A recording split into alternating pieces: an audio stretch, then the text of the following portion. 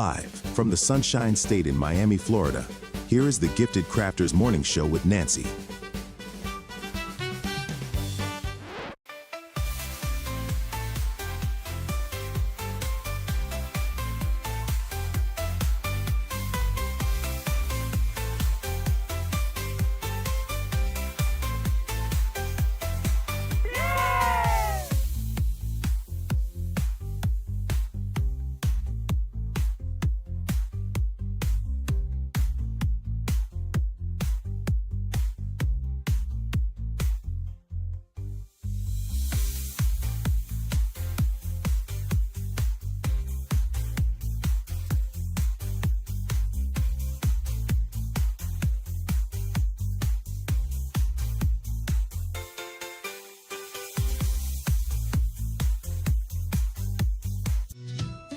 Good time.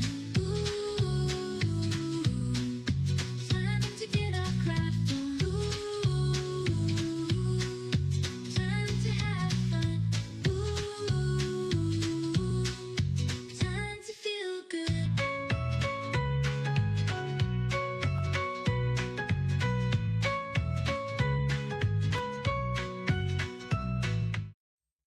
Hey, Gifted Crafters, and welcome to the morning show.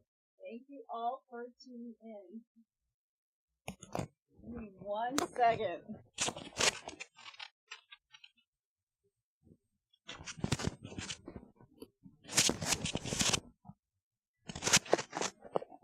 Okay, is that better?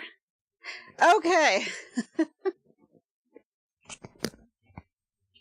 Give me 1 second. Sorry about that, guys.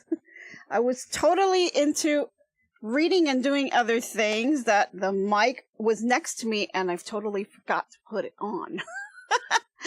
Thank you guys for tuning in this morning and welcome to the morning show. Okay, so it is morning. Yes, I'm a little bit off today. I feel a little off. I don't know, it's starting to kind of get to me, a lot of things that got to get done and going on this week, and the weather's been kind of like blah. So we don't know, it's getting there, but hopefully the weather starts to get a little better, because then I start to feel better. Oh, it's sunny in Maryland. Awesome. Great. I know you guys had some really bad weather there, Robin. You lost some power. We actually lost power this morning. And we had everything set up, and then power went off and everything kind of got messed up again. And we had to build everything back up. So it was some brownouts. It was kind of on and off, but I'm not sure why, because it's really not raining out. So I don't know. Crazy, right? You just never know what's going to happen. I mean, we're live, right? But it looks like lights are back on. Hopefully they stay on and we don't have any more technical issues, because we get a ton of those. So welcome. If you're tuning in for the first time, my name is Nancy. I'll be your host today for the Gifted Crafters Morning Show. And I hope you guys really enjoy this hour. Oh no, Faker McFace said the rain. Yes, it's the rain. It really gets me like blah, like just blah, right? It does, weather really kind of impacts you. So hopefully now the sun will come out soon. So grab your favorite drink if you don't have it already. I'm just drinking some water again today, guys. I'm trying to do my water. Always got to drink that water, right? So I'm going to have some of that. And let's get going, because we've got a ton to talk about and a lot of things going on. So let me just get right to it. Let's get it rolling. I've got a couple of things, just a reminder. The birthday shout outs, they're in the link below. If you want to have a birthday shout out, or if you have an event coming up, or something that you're doing that you just want to announce, let us know and fill out the form so I can get that going and we can kind of talk about that on our live. So the form is out there. If you guys are interested, go ahead and grab that. And then one thing I want to mention, I'm telling you, since this weather has kind of gotten me all like loopy. So one thing I forgot to mention yesterday, and I had it on my card and I just totally forgot. Like everyone knows, if you attend my Saturday Crafternoon shows, I am pretty much a holiday girl, so I look for all the holidays and stuff.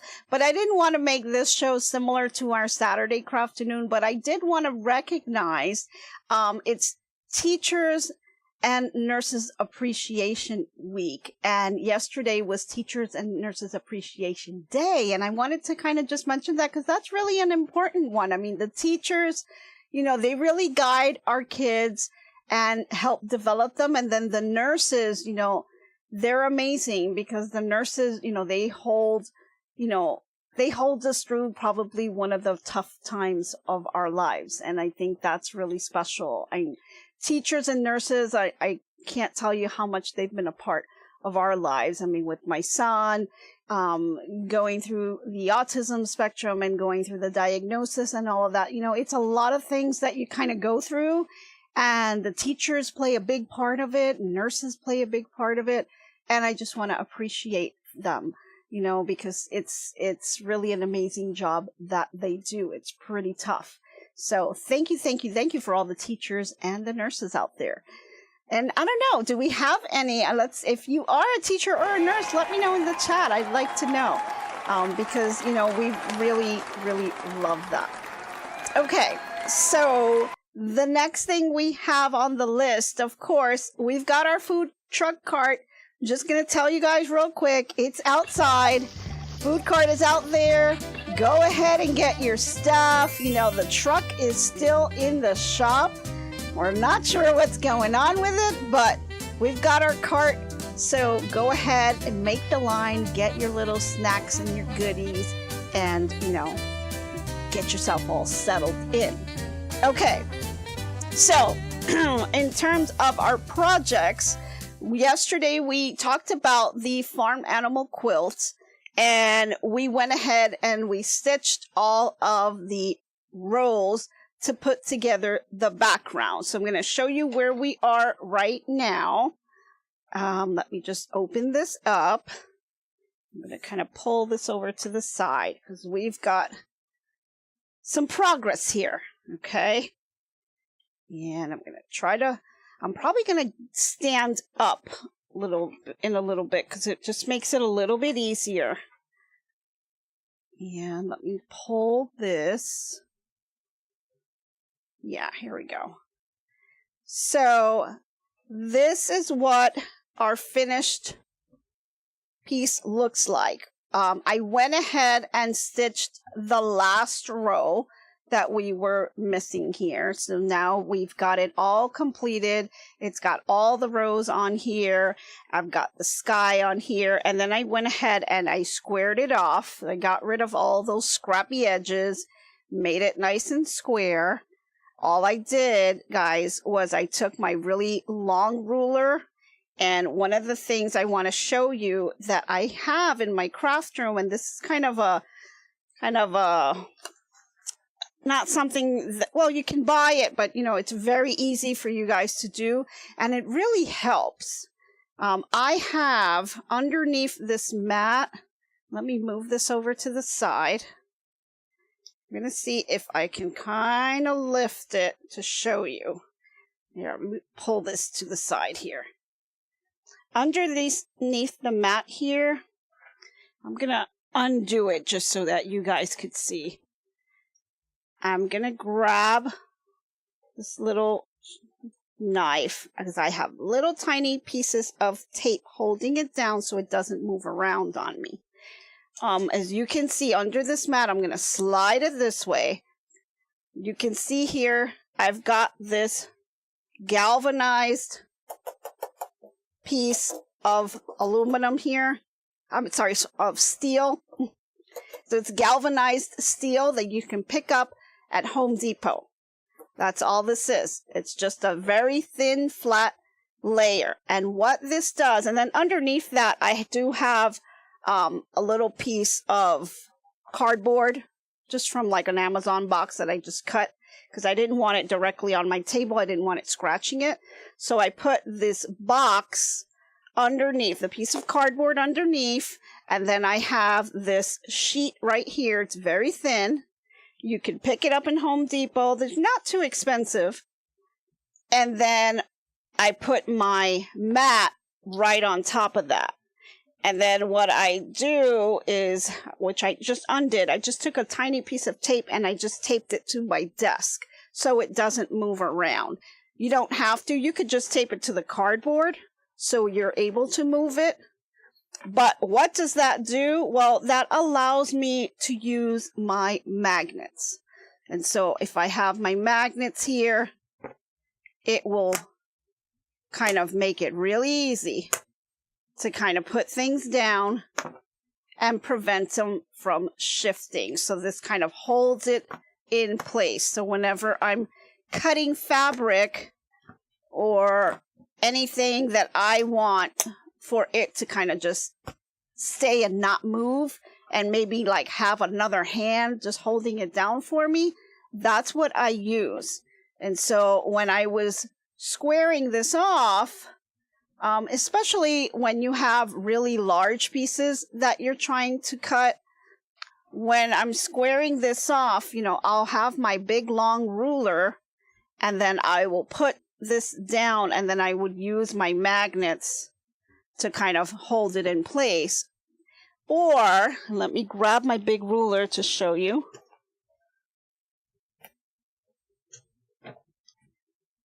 I can just take this,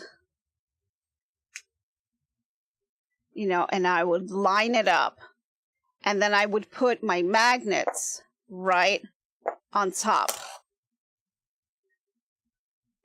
And of course, the thicker you have it, you know, the less it will be able to kind of hold. But when you're just doing one sheet of just your cotton fabric without the batting, it really holds it down. And it really prevents the ruler from sliding. Now, is it still going to slide? Of course, it will still slide. But you really have to kind of move it and hold it to really move it around, right? So this is really nice because it'll hold that down and it'll help me get a more accurate cut.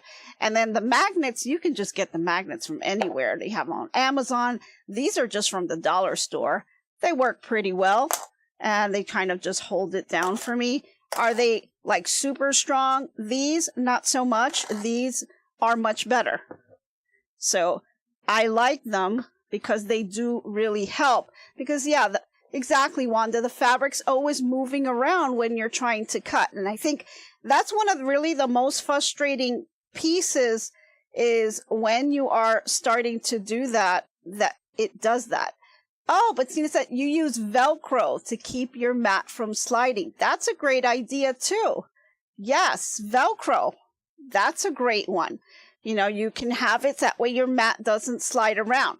But some people do want, you know, you want to give it that ability to move the mat around because sometimes, you know, people take the mat off or, you know, you want to shift it this way or, you know, you want to be able to move it around. And so this will, you know, the mat will stay down, but now with the magnet, with the sheet underneath the mat, it kind of holds it so that when you're cutting your fabric, you know, it's really nice because you can just kind of grab let me see if I grab a little scrap. I have my little scrap bag here. Keep a lot of little scraps in here. And so I put a couple of them here from yesterday. Here's pieces that I cut off, right? And so if I put my magnet on here, you know, it'll prevent it. Now, will it stop it completely? No, you'll still be able to move it, but it sure does help. It's like having another hand holding it down for you while you're making the cut. And so it really helps you to kind of keep it locked in. And that way, you know, you can make a more accurate cut, I should say, right? So little tip for you. It's really inexpensive. Just go to Home Depot, you know, and you can grab a whole bunch of these. Now they've got different ones. Some are thicker than others. But I have a very thin. Where did I get it? I got it from Home Depot, Wanda. Home Depot. Just go to the Home Depot and tell them you're looking for this. It's very, very thin. You can see here if I can pull it. You see how long. Now you just want to get the measurements of your cutting mat because you want to make sure that it's going to fit underneath your cutting mat. And so this one that I have right here, my cutting mat is 36 by 24. And it works perfectly. Now, of course, you can get it a little bit bigger and then cut it to size. So you can do that. I don't particularly like cutting it because this is really, really sharp. You've got to be careful when you get this because the edges are very, very sharp. And so one thing I was worried about is that, I could kind of hurt myself with this edge. And this is why I did put the cardboard underneath it. And then I have the cutting mat on top. And I tape it together so it stays together. That way my edge is always nice and smooth because it's really just the cutting mat. And I've got this all kind of packed inside so I don't, run my hands over it. So yeah, Home Depot, really, really easy to do. Just buy it and slide it right underneath. I would use the cardboard just to protect whatever surface you have. And yeah, heading to Home Depot. Home Depot trip. Woohoo! Lowe's probably has it too if you have a Lowe's. I haven't checked for me, the closest thing is Home Depot, so I just go there. But I'm pretty sure Lowe's probably has it too. It's pretty standard, what they have. So just go there and, look at the sizes that they have, look at the thickness. It makes it super easy and, it just helps out. It's like having a little third hand helping you out when you're cutting and measuring and things like that. And sometimes it's even when I'm working on a really big quilt, or I'm just kind of opening up the fabric and things kind of slide this way or slide that way. I'll just throw some magnets on there just to hold it down until I can get to it. Right? So it just makes it really, really easy. Let's see. Yeah, Home Depot has the 36 by 24 inch for $16. Yeah, that's about right. I mean, it was less than $20. Yeah, it's really inexpensive and, it just helps a lot. So I just found it to be, something that I thought of because I kind of wanted something to hold down, especially the rulers when you're using your rulers. I do have these little, I forget what they're called. They're these little circle things that you put underneath your ruler to prevent them from sliding around. There's different things that you can use. They have these things. They have a film that you can put on the back of your rulers that'll prevent it from sliding as well. But even with these, they still tend to move, especially over time. They will tend to still move a little bit. Yeah, it's these like kind of no-slip rubbery things that you can get. Yeah, you can reinforce the edges with masking tape. You can. Yeah, you can. I prefer to kind of tape it together because once you see it, when you guys go to Home Depot and you see it, it's really, really sharp. So I really don't want to hit myself against that corner. You can really cut yourself with that because it's so sharp. But yeah, I really wanted to reinforce it with that cardboard underneath and the mat, and I taped it. And then I taped it to the table because I really don't move this very much. But if you do, and if you want to have the ability to be able to, move it around, just tape it to the cardboard or to the, aluminum itself. So that helps. And then, for the long rulers, again, it makes it easy putting this down as you're cutting so that it doesn't shift. See, now, will it shift still? Yes, of course, if you push it, but it takes a bit to really get it. And then I can get it nice and lined up. It's holding it down. Now, I'm still going to put my hand down and hold it to cut. But this really helps, especially when you get to this other end that's further away from you. That's where you really want to reinforce it because that's where it tends to shift for me. Like, I'll be okay here, but if I don't move my hand and hold this down, this can possibly shift, because this is the furthest away from you. And so it's kind of weak on this side, and you can move your rotary blade from side to side where this will shift just slightly, but this will help to prevent that. So little tip for you there. Okay, so let me just stick this to the back, because we're going to talk about the next step here. So right now, oh, actually I needed that, didn't I? I'm going to just bring this down a little bit. I'm going to bring back that ruler. And what I did was I kind of laid the background on top of some batting. And we're going to talk about batting for just a little bit here. So the batting that I'm using it's called Warm and Natural. And I wanted to kind of talk a little bit about batting, because that's something, you know, that you don't really see. It's in between your top panel and your backing. People don't talk about it much, but it really does kind of make a difference, especially if you're doing like show quilts and things like that. It makes a difference on the type of batting that you're using. And it's not something that's really talked about too much. And I think it is pretty important. It's definitely something that you want to think about when you are doing your projects and you're quilting it. So you want to know, what type of batting should I really be using? Because there's tons of battings out there. All right, let me just give you a quick rundown of the list of battings that you have. So you've got polyester batting, right? You've got 100% cotton batting. You've got the cotton poly blends. It's usually an 80-20% blend that you have out there. You've got some premium batting like wool. You've got bamboo batting. You've got silk batting. And there's others. There's tons of others. There's all this other premium batting that you can use. But I'm specifically for this project, because I know that I'm going to be doing embroidery on it. I am looking at the batting and I'm looking to make sure that it says needled cotton batting on it. I'll show that here.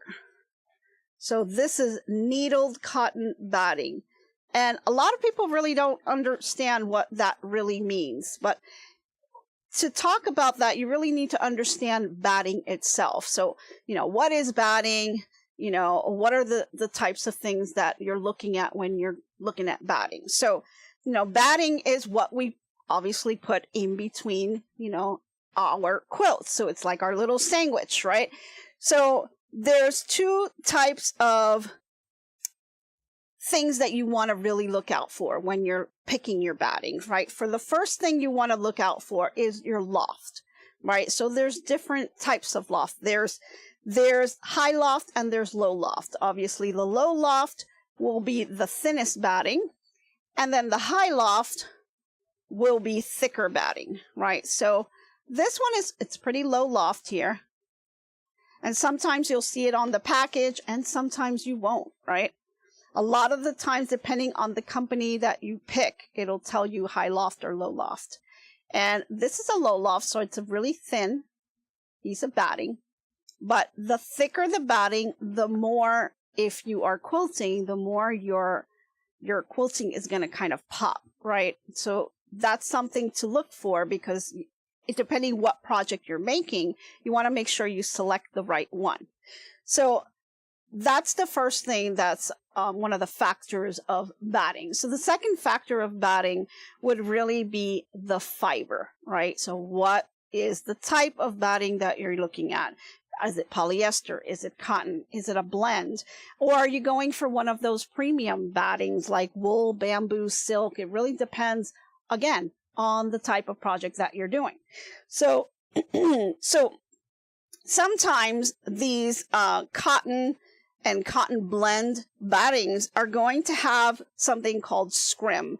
And scrim is exactly what I was showing you here, which is when they say it is needled cotton batting, And this is something that, you know, it's really important because having that scrim in the batting really does help for the batting not to shift around and move around so much. So because we are embroidering this, having that needled cotton batting is going to help to keep it in place. If you use something that is not a, does not have any scrim in it, you're going to have a very high chance of the batting shifting around because the fibers are going to be moving around as the needle comes up and down, putting that thread through.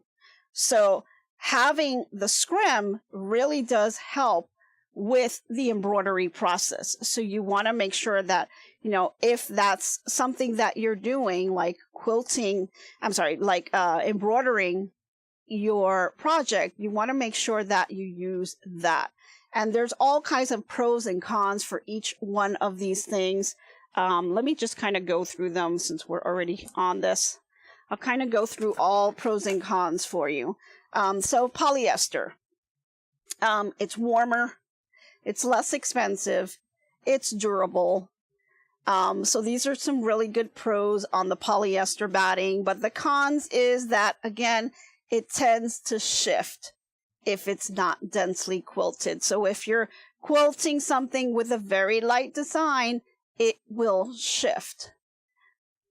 Yeah, very interesting. I never gave it much thought to batting. Yeah, and a lot of people don't, especially if you're a beginner. You really just think batting is batting and you just grab any one and you're on your way. But there is actually a lot of technical things that, you know, you need to look at. Now, if you're interested in doing show quilts, you know, you're going to get into all of this because you want to make sure that your quilt is going to show the best, right? So these are some tips, and it's also great to know so that your quilt will last as long as it can. So yeah, very, very great to know. One of the cons, of course, it tends to shift if it's not densely quilted, as I said. And then if you go over to the cotton batting, it's like a thick flannel.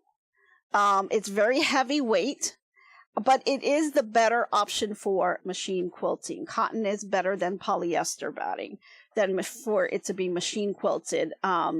But it still needs to be machine quilted closely, meaning that the stitches can't be so far apart. You know, they need to be kind of relatively close for you to be able to pick up the batting without it shifting around on you.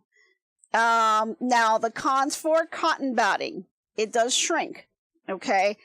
And one of the kind of cons, but also good, is that it does shrink when it's washed, but it also softens as well. So you get that softer look. So if you're looking for a kind of look of, you know, a very handmade, worn type of look, cotton batting will shrink and give you that because it kind of gives you that kind of heirloom type of look, if that's what you're looking for. Then we have our cotton blends. This is the 80-20 blends. It's less expensive. It doesn't shrink as much. It can come with some scrim, like we just saw here. That, of course, prevents the fibers from stretching. It can be felt or it can be needle punch. This one is needle punch, so that's why it says needle cotton batting. Okay, so you can see it can say felted cotton batting, and that's totally fine also. And that's really an excellent choice for when you're quilting. I mean, when you are embroidering something on here. And for when you are quilting something, it's really a good choice as well. So that's for the cotton blend. Then you have things like wool, which is a natural fiber. For the wool, it can shrink. So you really, for the wool batting, you need to make sure that you read the label and it should say that it is pre-shrunk. Otherwise, you will see the difference in your quilt. I'm an old gal and you're always teaching an old gal new tricks. Awesome. Thanks, 1 minute tips. Let's see. Now, one of the good things about wool batting, it does resist folding and creasing, and it gives it really great stitch definition. So really nice to have that. It's lightweight and it is warmer, but it does cause some allergic reactions to some people. So if you're allergic to wool, then maybe this is not the batting that you should be working with. Other things they have is like bamboo batting. These are like eco-friendly, natural fibers. They're good with texture, and bamboo is really good with draping. So the drape of an actual quilt is really nice. It'll really drape well. Then we have fusible batting, and fusible batting is basically just it's an easy way for you to be able to base things, because you're able to just kind of take your iron and iron it on, which is really nice. So if you're looking for just something easy, you know, that's fusible batting's the way to go for that. Okay, so let's get right to this, because I want to kind of go through here. So this is the batting that we're using. Set that over to the side, and I'm just going to kind of pull this here. And now I have about, I don't know, maybe about an inch. Yeah, about an inch all the way around here, or maybe half an inch. You know, I don't leave too much on here. I think it's just enough to make sure that you have enough going all the way around. So I'm trying to save on my batting since Joanne's is not around anymore. It's like I'm trying to be really good on my batting. So I'm going to go ahead and cut this strip off right here. So let me grab my big ruler again.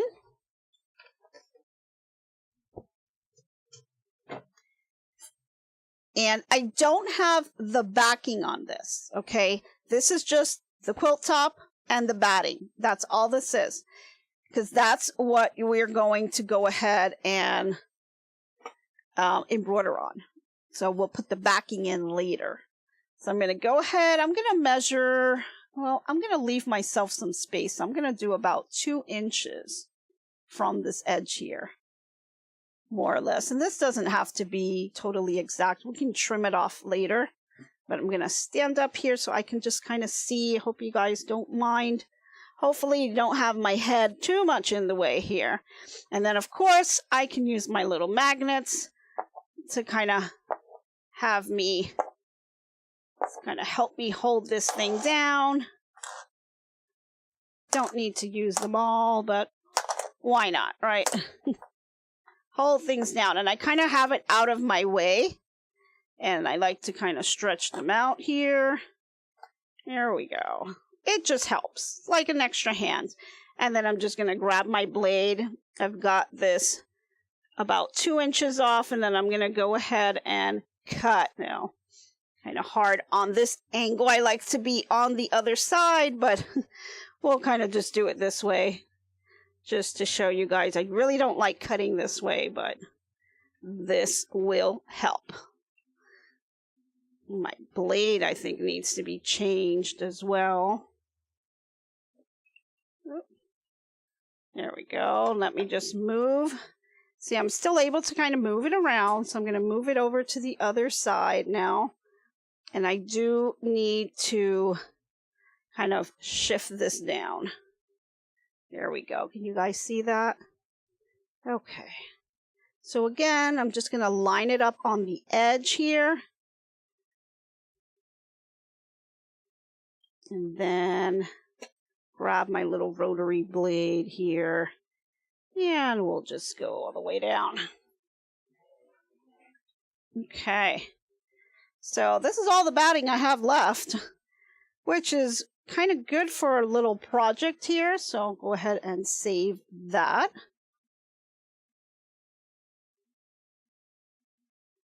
Now, there's different sizes that you can get. They come in the packages, or you can buy it by the roll. I actually bought, as Joanne's was closing, I bought one of those huge batting rolls. And I have that stored away in my closet. And that should last me for a really long time. Okay, so we've got this nice and cut now, and I've got some space on both sides. Might kind of shift it. One thing I like to do is just kind of use my fingernails to drag this over and move it just slightly. There we go. And I think this will work. I'm seeing this one shift a little bit this way. Here we go. Okay. I think that is it, and we are ready. Okay. So, the next step in this quilt is to go ahead and start lining it up. Now, there's a whole different set of instructions that they give you for the embroidery part. A lot of these pieces are appliqued on, and so they give you, they give you the instructions first in regards of the actual background that you're making. So it kind of helps you out with that. But then they give you the instructions for the embroidery, and that's this over here. Okay. Actually, right here we go. So it's a whole set of instructions on that. So that's something that, you know, is nice to have, especially if you're kind of new. And I kind of skimmed through some of this because it is a lot of applique. It has some really nice instructions with the little pictures, which really help a lot too. And there's some overlapping on some of these things, like you may have the cat on top of the fence the way they do in the picture. And if you're going to do that, you may want to just check to see how you're able to kind of put that right in its place. Okay, so let me put this over to the side. And before we get to that, you know, I kind of skipped over some of our segments. So let's just jump into that really quick because I have a really short segment and I want to get that over to you. So let's switch over to our crafting news and get that going. Okay, so for crafting news, we looked all over to see what was going on, and I ran into the Cleveland County, it's the OHCE, which stands for the Oklahoma Home and Community Education. It's some kind of county program. They've got Stitches and Stories. It's a quilt and textile show that's coming to the Sooner Mall in Norman, Oklahoma on May 10th and May 9th and May 10th. And it's $5 to get in. You'll get to see the vendor booths. They've got handmade quilts, craft supplies, and they've got this thing called the bed turning exhibit that I thought was pretty interesting. The participants will dress up in time period costumes to kind of tell a story about their quilts. And I thought that was pretty cool and something a little bit different. Of course, there's going to be free demos, door prizes, and things like that. And they even give you a chance to win one of those quilts. So pretty cool. Proceeds will help fund scholarships for local high school students. And that show runs from 9 to 4 p.m. Friday and Saturday, 9 to 3. So if you're in that area, you may want to check that out. And then going to the land from down under, we've got a story about how a crochet helped one woman heal. And this was pretty touching. So there's someone by the name of Andrea Clements, who's a former family therapist in Australia. And she spent years working with children facing addiction and trauma. And the emotional weight kind of took a toll. And she found crochet unexpectedly to give her comfort, which was pretty cool. She says the gentle rhythm of the stitching helped her calm and cleared her mind and body after a few tough days. So that's pretty cool. And, you know, crochet is really a little lifesaver, she says. And so it helped her stay grounded and ease her stress and gave her some peace. And so now she runs a Yarn Me Calm, which is a cozy little yarn shop that focuses on community and mental health.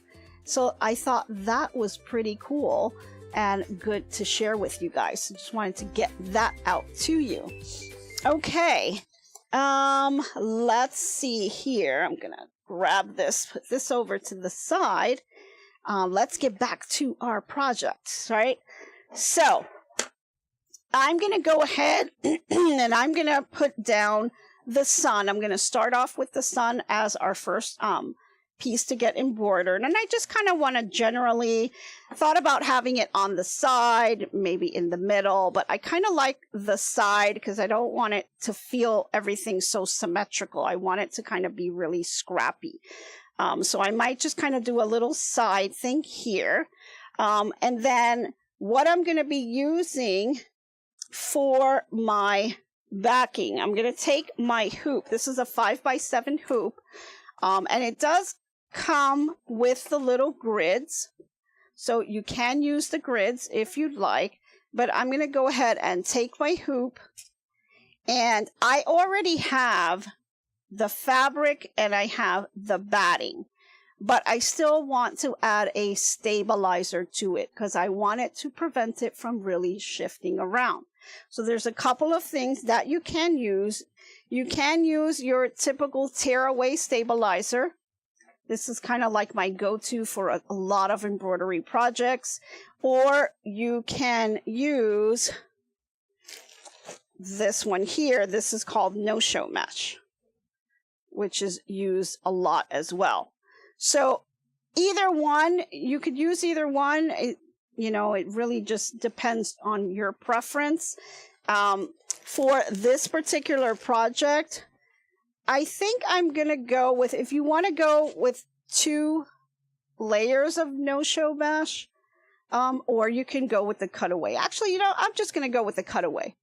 Let's go with the cutaway on this and see how that works out.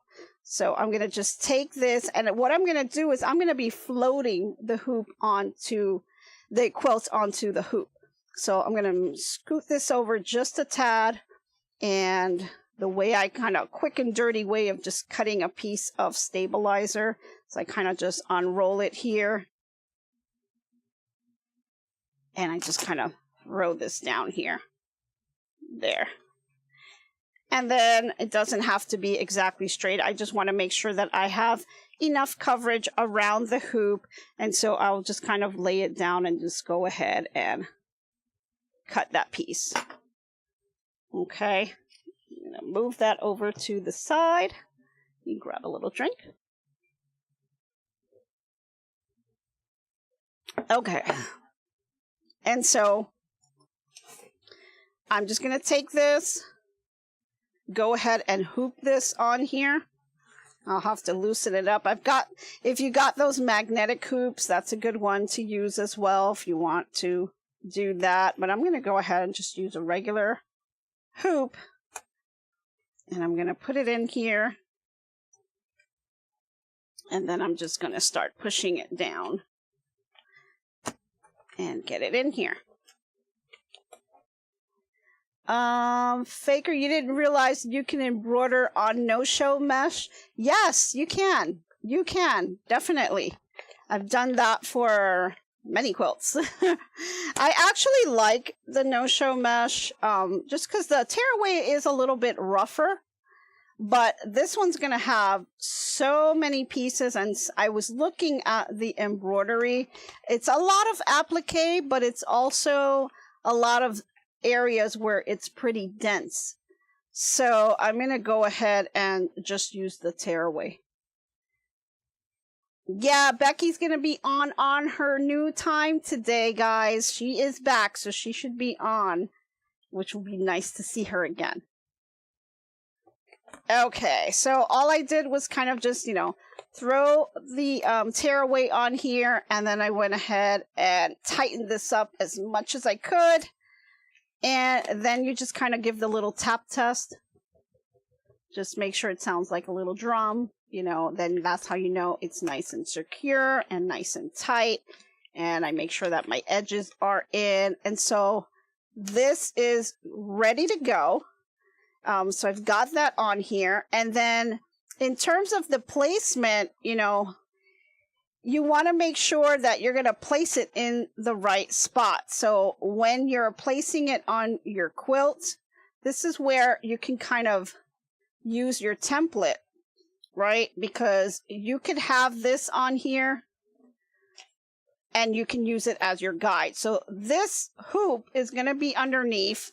I'm going to put a little bit of basting spray on here to get it on there, and then I'm going to put it on top, and that's what's called floating. So it's floating on top of the hoop, right? And so I'm going to put it down here, and I'm going to decide where I want to have my little design, right? So if I want to have it over more to the side, let's say I want to kind of have it over here, I'm going to move my hoop over. And let's say this is where I want to have it, right? I can kind of just take a little piece of tape and just hold it down here. And then I can use my guide on top to see if it's, centered, or I can do that on the machine itself. Sorry, let me just grab another drink here. I don't know why my throat does that. But once I do that, it kind of helps me to find the center. So the templates that we print out themselves, they have, if you can see here, a little crosshair right there, a little circle. All of these things are to help you with the alignment process. So you can see here, I'll put it a little closer so you guys can see that crosshair that's right in the middle. That's what's going to help you. And so once you put that down, you know, depending how you want to have this, you want to be able to line it up with your template, or if you have one of those fancy machines, they've got the little lasers and you can line it up that way. And so you can kind of put that in here, and then that's how you'll know you'll be in the center of your hoop, but you're also hitting the area that you're looking to embroider. And so, and that's what I'm going to do. I'm just going to line this up here. And once I know where I want my design to be, I can just hold it down, or I can just take a little piece of tape and just painter's tape or something, and I'll just put it just to temporarily hold it, bring it over to my hoop, and then I can use my little grid to line it up. And I may have to adjust back here, move the hoop around just till I can get it somewhat in the center, and then bring it over to my machine and have it stitched out. And that's where it'll come out exactly where I want it to go. So yeah, definitely a nice little way of being able to do your alignment, as well as making sure that your design is going to come out exactly where you want it. So I'm going to be doing that today. The other thing I'm going to be doing is I'm going to just spray baste my quilt top to my actual batting here, and I'm going to be using the quilting basting spray by June Taylor. So I'm just going to spray this now. I like to do this kind of in a well-ventilated area, so I thought about doing it, but I don't want to do that in here because we're kind of closed into this little room. So I like to kind of use that a little bit in a more open area. So other ways of spray basting, they've got the powder that you can use as well. I'm just going to spray baste it really quick, but I'll show you the powder one also another time.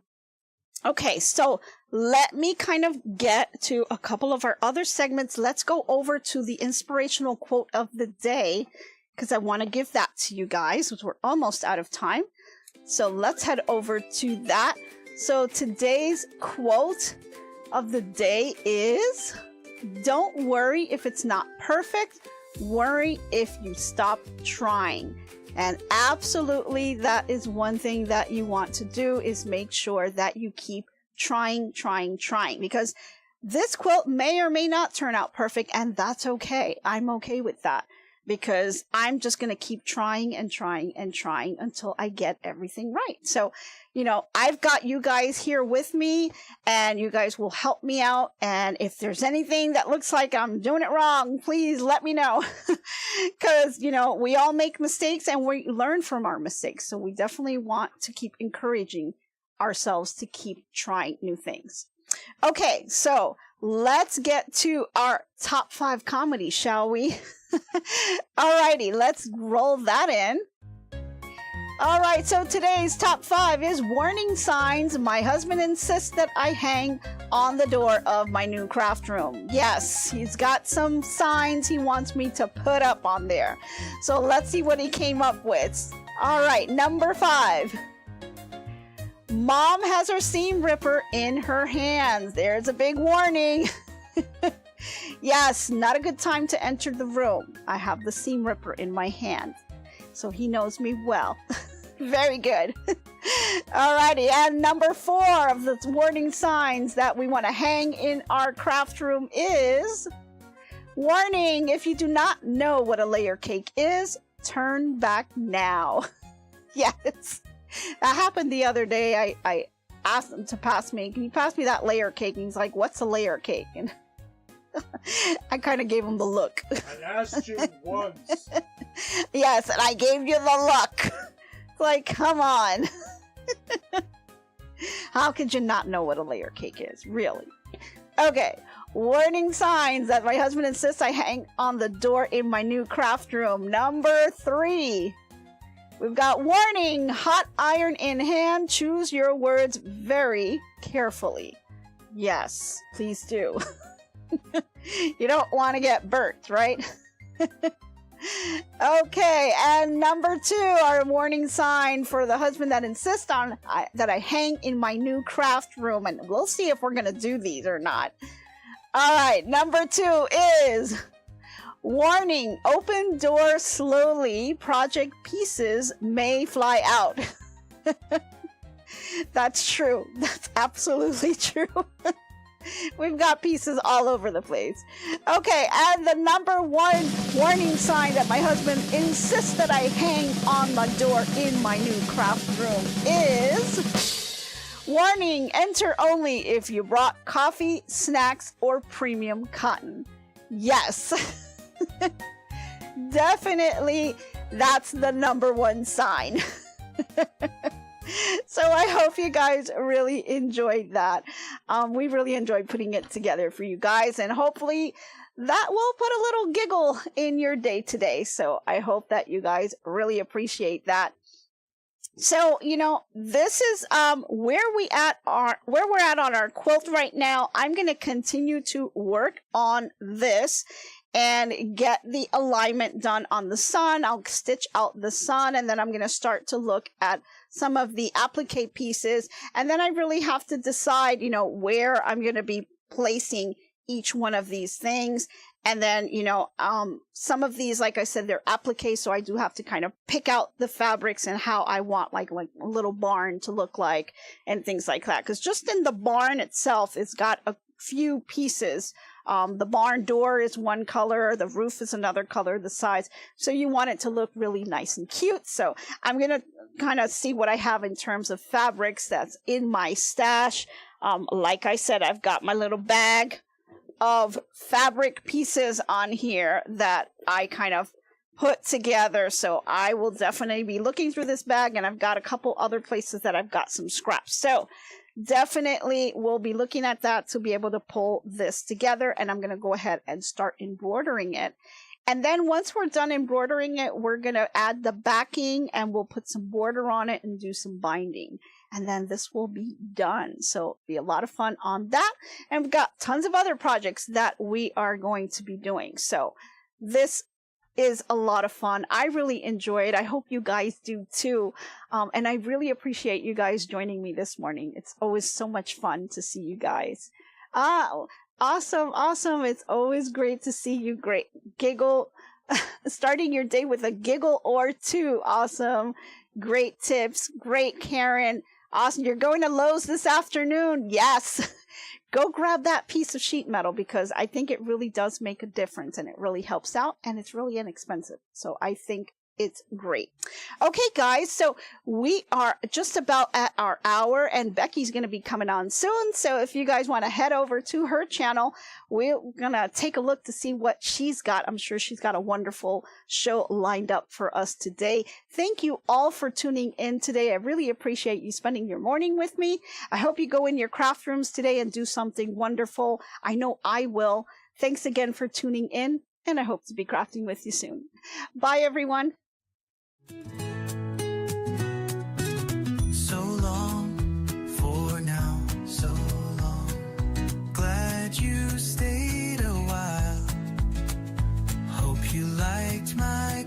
uplifting style.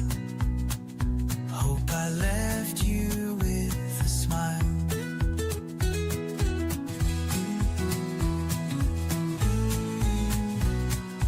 By now, keep your mind and space clutter free. Hope your day is bright as can be.